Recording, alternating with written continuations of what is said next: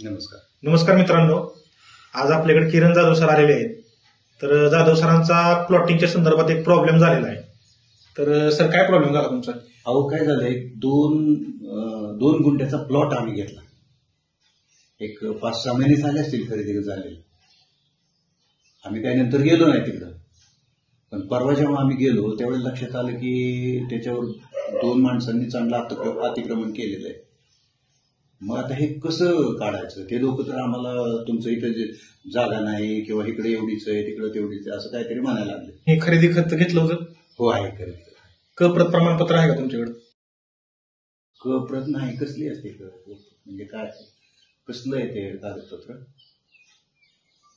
तर मित्रांनो, हा जो प्रॉब्लेम आहे तो अनेकांच्या बाबतीत होतो.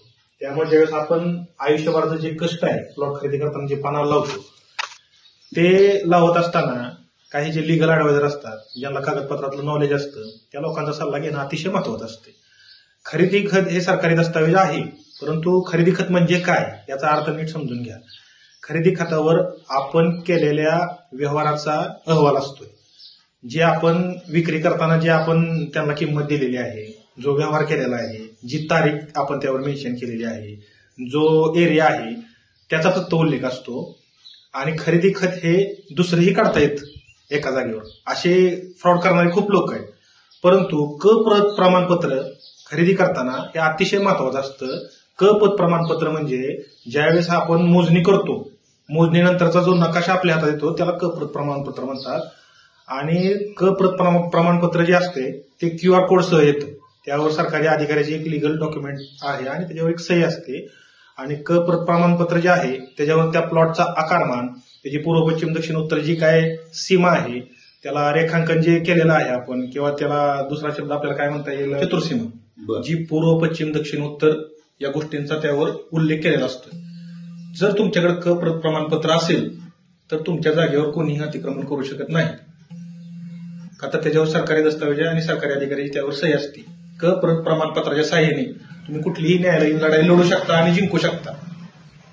तर जितकं खरेदी खत महत्वाचं आहे तितकंच प्रत प्रमाणपत्र ही महत्वाचं आहे. त्यामुळे ज्यावेळेस आपण खरेदी करतोय त्यावेळेस आपण प्रत प्रमाणपत्र हे काढलंच पाहिजे. आणि माझी खरेदी करणाऱ्या माझ्या सामान्य माणसाला, सामान्य जनतेला एक विनंती आहे की ज्यावेळेस तुम्ही एखाद्या प्लॉटची खरेदी करताय त्यावेळेस ह्या पूर्ण डॉक्युमेंटचा अभ्यास करा चांगला, की साठी खत काय आहे, खरेदी खत काय आहे, उतारा काय आहे, उतारावर बोजा काय आहे, प्रत प्रमाणपत्र काय आहे, आरेखन काय आहे, रेखांकन काय आहे. आणि जर ह्या गोष्टी तुम्हाला माहित नसतील तर एखाद्या ऍडवायझरचा सल्ला घ्या. आणि जर तुम्हाला माझी मदत लागली तर एनी टाइम एनिवेअर कधीही मला फोन करा. माझा नंबर मी खाली व्हिडिओच्या डिस्क्रिप्शन मध्ये देणार आहे, माझा ऑफिस ऍड्रेस देणार आहे.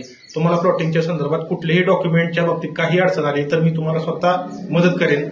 तर फसवू नका आणि फसवू नका आणि आपल्या आयुष्याचं कष्ट कुठेही वाया घालू नका.